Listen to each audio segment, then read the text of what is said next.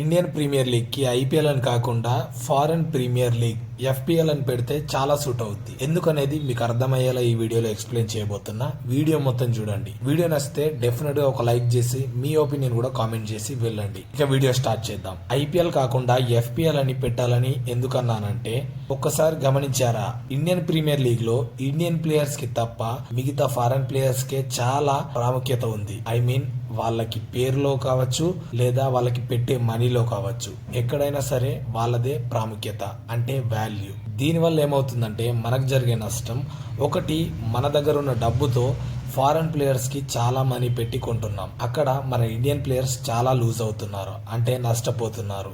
రెండవది, క్లియర్ గా ఇదైతే మనం వరల్డ్ కప్స్ లో ఇంకా పెద్ద పెద్ద సిరీస్లలో ఓడిపోవడానికి మెయిన్ రీజన్. మన ఇండియన్ ప్లేయర్స్ వరల్డ్ లో ఉన్న ఏ లీగ్లలో కూడా వెళ్లి ఆడరు. దానివల్ల మన ఇండియన్ ప్లేయర్స్ కి ఆ గ్రౌండ్స్ గురించి అంతగా అవగాహన ఉండదు. కమింగ్ టు ఐపీఎల్, మన ఐపీఎల్ లో వరల్డ్ లో ఉన్న అందరు క్రికెటర్స్ ఆడుతూ ఉంటారు. దానివల్ల మనకి చాలా లాస్. ఎందుకో తెలుసా, మన గ్రౌండ్స్ గురించి వాళ్ళు ఆడటం వల్ల క్లియర్ గా తెలుసుకుంటారు. దానివల్ల వరల్డ్ కప్స్ ఉన్నప్పుడు, సిరీసెస్ ఉన్నప్పుడు వాళ్ళు మన గ్రౌండ్స్ లో పర్ఫామ్ చేయడం అనేది చాలా ఈజీ అయిపోతుంది. ఆ ప్లేయర్స్ కి అది ఒక నష్టం. అది నష్టం ఎలా వస్తుందో తెలుసా, ఫ్రీగా కూడా కాదు, కోట్లు కోట్లు పెట్టి మరి ఆ ప్లేయర్స్ ని కొనుక్కొని వాళ్ళకి మన గ్రౌండ్స్ లో ప్రాక్టీస్ చేస్తున్నాము. ఇది సెకండ్ నష్టం. ఇంకా మూడో నష్టం ఏంటంటే, మన ఇండియాలో ఉన్న big big players like Jasprit Bumrah, Suryakumar Yadav, ఇలాంటి ప్లేయర్స్ కి 10 నుండి 11 కోట్లు, 12 కోట్లు, 14 కోట్లు. ఇక ఫారెన్ ప్లేయర్స్ విషయానికి వస్తే, మిచెల్ స్టార్క్, ప్యాట్ కమిన్స్ లాంటి ప్లేయర్స్ కి 20 కోట్లు,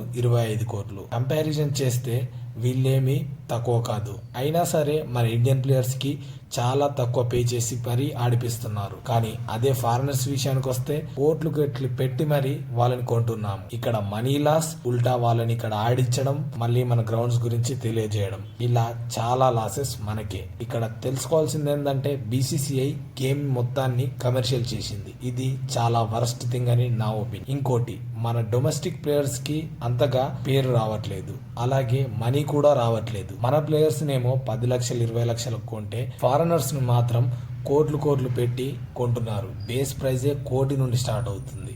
అదేంటో మరి నాకు ఇప్పటికి అర్థం కావట్లేదు. ఈ వీడియో మీద మీ ఒపీనియన్స్ ఏంటనేది కామెంట్ చేయండి. అలాగే వెళ్లే ముందు ఛానల్ సబ్స్క్రైబ్ చేసుకొని లైక్ చేయడం మర్చిపోవద్దు.